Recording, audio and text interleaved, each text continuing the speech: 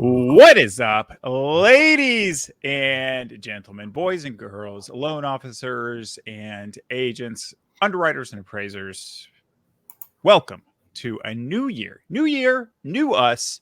But you know, it's really just the the same old story. It's the same two guys that you ended the year with last year. My name is Sean Grapevine, coming to you live from the Monday Market Update Studios here in Atlanta, Georgia. You know what? I am excited to introduce my colleague, my compatriot, my co-host, my coworker in mortgage bonds, Jon Arnsmeyer. Today, there's a great new intro coming to you next week. I literally was like, I'm not gonna do the same old one I've done like 3 or 4 times. And I didn't have time to put one together today, and I've actually got it on my calendar. So I don't know if it's okay that I spend time that I'm paid for doing this, but I've got time on my calendar on Thursday, and it literally says create new intro for JMA. So welcome, Jon Mark. Happy New Year. We're here. I'm going to tell you now. Next week I'm in Puerto Rico, so you're pushing that, right? We'll talk about that later. What part of Puerto Rico are you going to? San Juan. Okay. Yeah. So, yeah, a little guys trip. Oh, nice. Me and the boys. Yeah. Sweet. I'll be right there. It sounds great. There we go. Come on. Nice, man. Well, how was your New Year's, Christmas? Yeah, it was great. I had a great time. You know, I've got a 4-year-old going on 14. I mean, we've all felt that pinch. So, you know, he got all the toys, all the gifts, and I was walking around the house with a trash bag. What was the coolest toy? For him or me? Definitely his Hot Wheels track. Okay, and for you? Also his Hot Wheels track? Also for him. So, yeah, it was great. So, nice. How was yours? Fantastic. I took a too long vacation, so I'm excited to be back. I just couldn't stay away from you lovely boys and girls for that long. I'll never again. So let's dive right in. Let's do a little end of year in review, because it's been 3 weeks since we've done this, and a lot has happened. Just to go back to the 10-year. Last time we did this, rates, the 10-year was actually lower than it is now, but we had just come off that insane week. And we've had a lot of news since then, despite, two sort of holiday weeks. I mean, we had last week, which was a pretty big week. We had every jobs number under the sun, and basically none of them looked good for rates. And yet, rates they haven't really, they haven't skyrocketed. They're looking for any excuse to stay low is sort of the vibe I'm picking. I'm really just a vibes guy. So maybe you could tell us like the why. So, let's go back to 3 weeks ago. I used the analogy of the Christmas vacation opening scene. We were under the truck of inflation for a while. The Fed pulled us out. We ramped off. Everyone was freaking out. We kind of came to that soft landing with that last Fed meeting in December. It was great news. And as you said, it led to that insane rally across the board. Everyone was buying stocks. Bonds were dipping. Rates were coming down. And then, the first week and the first 8 days of the year have been kind of turbulent, because now we're saying, hey, what's going to be the actual outcome here? And I think to answer your question about employment, like why is that not adversely affecting rates, is I think there's still a lot of bullish sentiment in the market. People are still saying, hey, are we going to see maybe 140 bips in rate cuts over the year? And then unemployment, that's a whole nother conversation. But you also have to look at it's not just employment, but inflation's coming down, supply is going up. Depending on pick your poison. There's still a lot of metrics showing, hey, we're moving in the right direction. We still have to do some heavy lifting. Yeah, well, we should get some either confirmation of continued dovishness on the part of the Fed, although it's hard to say continued dovishness. I mean, the only dovishness we've heard is, if there's no more inflation, we might consider cutting rates someday. And that's as much as they've given us. And the market's like, what's that? 140 bips in 1 year? Bam, done. But we'll get some pretty good. I think we'll get some good color this week from a couple Fed speeches, Fed leader speeches. What are they called? Fed governors, Fed presidents. Yeah. Fed speakers? I call them ticking time bombs.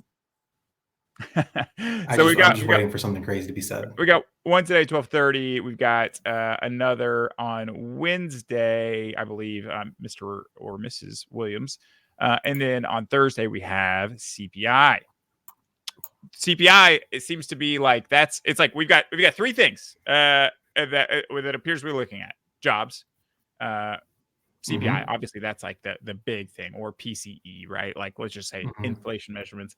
And then whatever sort of the saving grace of last week was ISM readings. Those seem to be what moved the market. So CPI is that the one where it's like that jobs, we could create more jobs than you've ever heard of. And if CPI goes down, then if core CPI goes down, then the Fed's happy. Right. And if this were Uno, I would put the draw 4 card on here for the fourth item that we have to keep tabs on. And that is bank earnings start rolling out. We're starting to get into earnings season. So we've got some other market moving items to watch out for. Is how did the banks perform in relation to dropping CPI and rising employment? So it's that dance. And so we're going to start to see some of that. Interesting. So if you're a loan officer and you've got, your 3 to 5 contracts coming in this week, which I'm sure you would, have at least that many deals coming in this week if you were a loan officer. What's your thoughts? Lock or float? I'm always hesitant to give direction on this, but I'm adverse to volatility. And I think, even though we might be in a channel, this week has the opportunity to be volatile. So I would say go ahead and get those locks in since, the 10 years down today. This is a great day to get locks in. And I think it's going to continue. Yeah, I agree. I've actually never been in a situation where I would tell somebody to float, just because I've always been a broker or always been in the wholesale channel. So you could always, I hate to do it, but you can always either renegotiate the lock, or if the lender's renegotiation policy isn't good enough, then to me that's on them. I'll just move lenders if rates improve significantly. But there's no coming back from a locked loan. Or a floated loan in the case of worsening markets. And as we've seen, even though the market seems to be hesitant to get worse for the first time in what seems like 18 months, as we've seen over the last 18 months, things can get worse way faster than they can get better. So I'm also scared of volatility, and I'm also comforted by our 25 investors that we use, and I'm pro float as well. Well, wait. I'm sorry. Come on, man. Pro lock. I'm pro lock. I couldn't float a boat to Puerto Rico. So, kind of been over the end of the year. We've got this year coming up. Let's get some and write these down this time because we can't remember. Let's get some just a friendly monthly competition going here. I've been wanting to do this for a while. Okay. We'll just do one metric. The 10-year as of right now, according to MBS Live, is at 4.004. It's palindrome. And my question to you is, where does it end January 31st?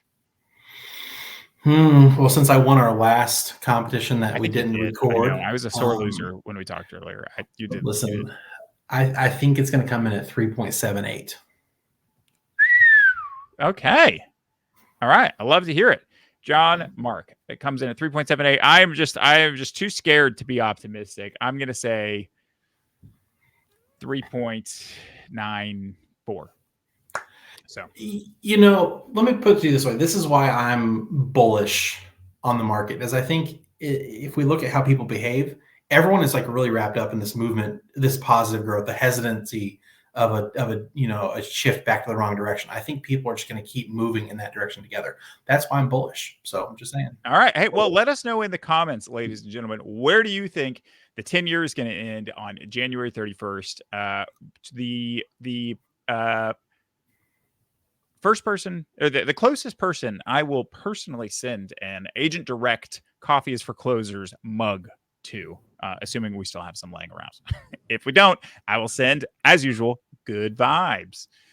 So, John, anything we should know about that closed out the year? We didn't really give many updates on new product, new partner, new Mhm. process? Does the capital markets team have anything, any Christmas presents left under the Christmas tree that we didn't see until we put it out by the curb?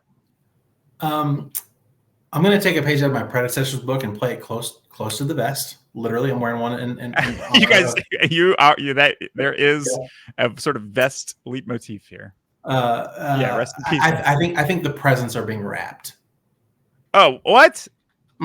So there might be some presents. I just think they're being wrapped right now. That's all I'm going to say. So That buckle up. It's a bit late in the season for that. That's okay. We've still got time. There's plenty of other holidays coming up. Right. We've got the traditional present giving holiday of Martin Luther King Jr. Day, Chinese New Year, etc.